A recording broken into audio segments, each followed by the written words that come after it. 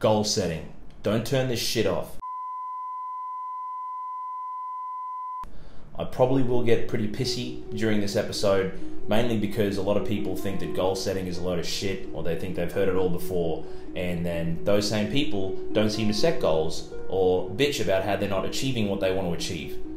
I want to talk to you about why this is so unbelievably important. Man, it's simple. If you do not know where you are going, how the do you expect to get there? I'm telling you right now that just setting a goal isn't good enough. Generally speaking, everybody that's out there at some point, whether you know it or not, you have set some form of goal. It might be a New Year's resolution. You get together and you say, I'm going to stop smoking, I'm going to stop drinking, I'm going to start getting into the gym because I haven't been going, I'm going to start, being more productive at work. Whatever it might be, you have at some point set some form of goal. But it's not good enough. The majority of people out there will set goals, but the difference is that there's only a small select few, I find, that will actually stick to those goals and commit to them.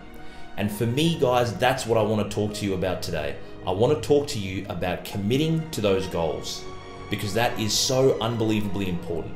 It's going to help you in your lifting, and that's what we're focusing on, but it will also help you just in general with what you do in life. When you start something, you commit to it and you finish it.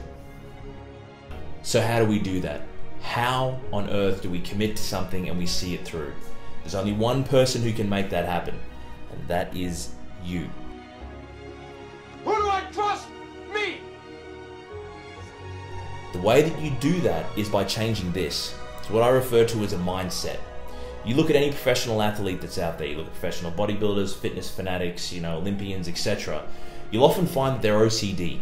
They don't miss their training sessions, or if they do, they get fidgety. They need to be doing something, right? It's a mindset, and you need to get that same mindset.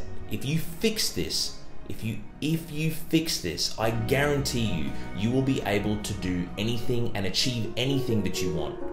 You need to be telling yourself every single day, this is what I have set out to do. I'm going to go out and I'm going to do it. Tips for setting goals. First of all, don't go too crazy, all right? You need to have a short-term goal and you need to have a long-term goal. Don't be telling yourself, hey, I want to put on 40 kilograms in 2 weeks. Clearly that is not going to happen, and it's proper mental. So let's look at some examples of goals. And there's a lot of different ways that you can do this, man. There's going to be goals that you set in the gym. There's going to be goals that you set outside the gym. So as a small example, there might be some kid at school whose name happens to be Carl. He's got an upcoming formal, so he wants to get shredded so that he can take, I don't know, some girl called Katie to the formal with him, right? There's two things here. Number one, he's got a short-term goal, which is to get ripped and shredded. And number two, he's got a long-term goal in that he wants to take Katie to the formal. That's just one example.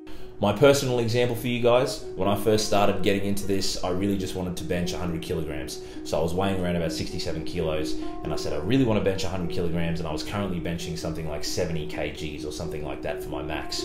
So short-term goals, I had to reach 80 kilograms on the bench first, and then 90 kilograms before I hit my long-term goal of 100 kilograms. I see this a lot.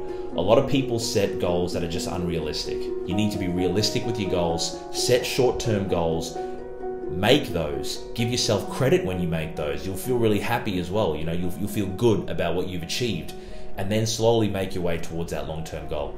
Write down everything. All right. You'll notice with the programs that I supply, they're in an Excel spreadsheet, and they basically have the number of reps that you're doing and also the weights that you're doing.